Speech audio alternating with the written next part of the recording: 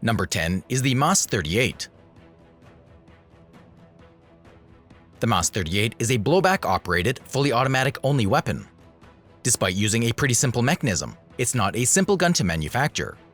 Its bolt is round in profile despite the square receiver and runs on a round channel board in the receiver. This channel also houses the recoil spring and runs back into the wooden stock. That's why a folding stock model wasn't made. The gun is equipped with a non-reciprocating bolt handle, which stays in the rearward position once the gun is charged. It can be manually pushed forward and will latch in the fully forward position, acting as a dust cover over the ejection port. Another folding dust cover is pinned to the front of the magazine well for closing off that opening when no mag is in use. The weapon is feeding from a double-feed 32-round magazine. Production ended in 1946.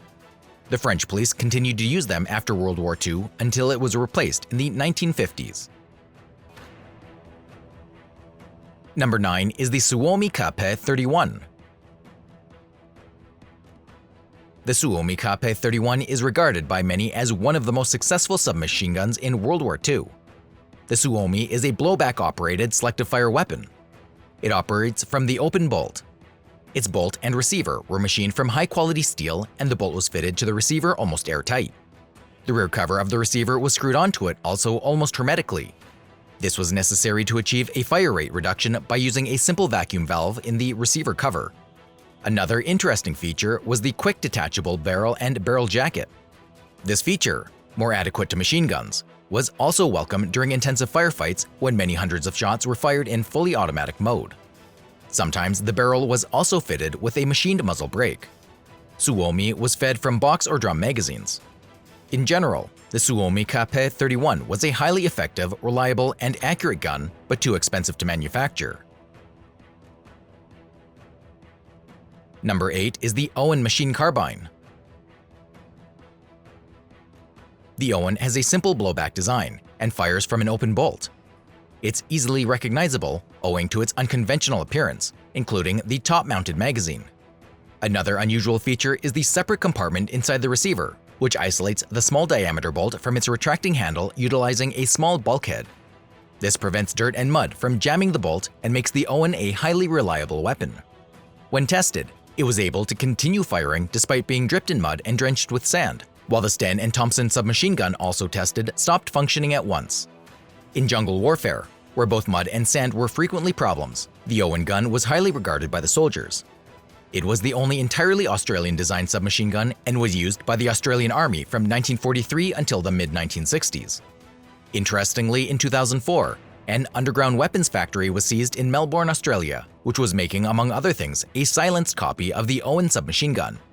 These had magazines inserted underneath rather than overhead, and were suspected of being built for sale to local gangs. Number 7 is the Beretta Model 38. Beretta Model 1938 submachine gun is a blowback-operated, selective-fire weapon which fires from an open bolt. The M38 series was typical of submachine guns of its time and not particularly innovative.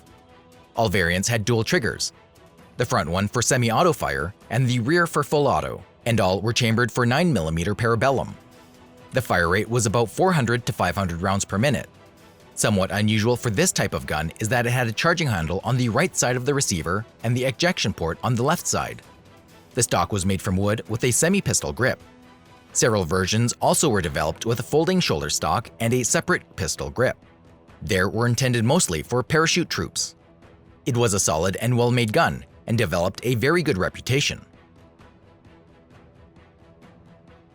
Number 6 is the Sten. It's a family of British submachine guns produced from 1941 and chambered in 9x19mm parabellum round. It was used extensively by British and Commonwealth forces throughout World War II and the Korean War. The Sten is a blowback-operated submachine gun firing from an open bolt. The basic operating principles are simple to the other SMGs of this era, but the Sten was remarkably simple and cheap to manufacture. This made them effective insurgency weapons for resistance groups, such as the Polish Home Army. The magazine was a direct copy of the one used in the German MP38, originally to facilitate the use of German 32-round magazines. It was replaced in the British Army by the Sterling from 1953, and was gradually withdrawn from British service in the 1960s. Number 5 is the Thompson M1A1. The M1A1 was standardized in October 1942 as the United States submachine gun. The gun could be produced in half the time of the M1928A1 at a much lower cost. In 1939, Thompsons cost the government $209 apiece, but in February 1944, the M1A1 reached a low price of $45, each including accessories and spare parts. The wartime M1A1s used simple blowback action and fired from open bolt. It was favored by soldiers for its accuracy and high volume of automatic fire, which was achieved thanks to the usage of the powerful 45 ACP round. The gun was fed from double-row box magazines containing 20 or 30 rounds. Furniture included pistol grip, detachable wooden shoulder stock, and a horizontal forearm. It was replaced by an even cheaper and sturdier M3 grease gun. Number 4 is the M3 grease gun. It's an American submachine gun designed in 1942. The M3 is an automatic air-cooled blowback-operated weapon firing from an open bolt. It's chambered for the same .45 caliber round fired by the Thompson machine gun, but was lighter and cheaper to produce. Although contrary to the popular belief, it was far less accurate. This myth stems from a US Army training film portraying the M3 as accurate as of its counterparts like the German MP40. The grease gun began to replace the Thompson in first-line service in late 1944 and early 1945. Due to delays caused by production issues and approved specification changes, the M3 saw relatively little combat use in World War II. Besides it, more than 600,000 were built. Argentinian copies of the M3, the PAM-1, and the PAM-2 were used in the Falklands War in 1982. Number 3 is the PPSH-41. It was introduced in 1941.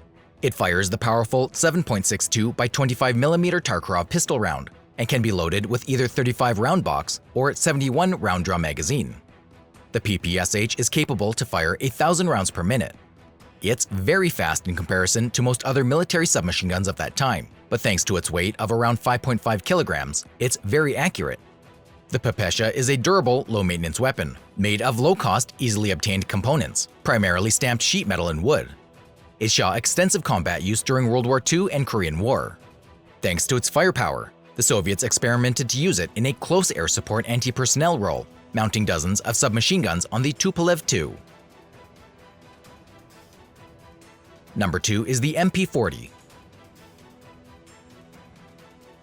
It was developed in Germany and was used extensively by the Axis powers during Second World War. It's an open-bolt blowback-operated weapon. The only mode of fire was fully automatic. One unique feature found on most MP40s was an aluminum, steel, or bakelite resting bar or support under the barrel. This was used to steady the weapon when firing over the side of open-top armored personnel carriers, such as the SDKFZ-251. It's often mistakenly called the Schmeiser, despite Hugo Schmeiser having no involvement in the weapon's design. He only held the patent on the magazine. But it's important to point out that in 1941, Hugo Schmeiser designed the MP41, which was in reality an MP40 with a wooden rifle stock, selector, and trigger mechanism. By the end of World War II, about 1.1 million MP40s were produced in all variants. Number 1 is the PPS-43. It's a fully automatic-only weapon based on a simple blowback principle and is fired from the open bolt.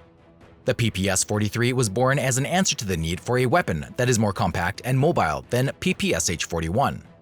The 41 model was somewhat too long to be used by tank crews, mobile recon groups, and paratroopers, so the Red Army issued a request for a new submachine gun. The PPS-43 is equipped with a folding stock made from steel, which folds up and over the top of the receiver. It used only one type of magazine, which held 35 rounds. These magazines were externally similar, but not compatible with box magazines of PPSH-41. The 43 model was manufactured in significant numbers, nearly 2 million were made. After the war, it was widely exported to pro-Soviet regimes around the world and widely copied. Don't forget to subscribe, like, and share. Also, visit our second channel with military power comparisons. See you next time!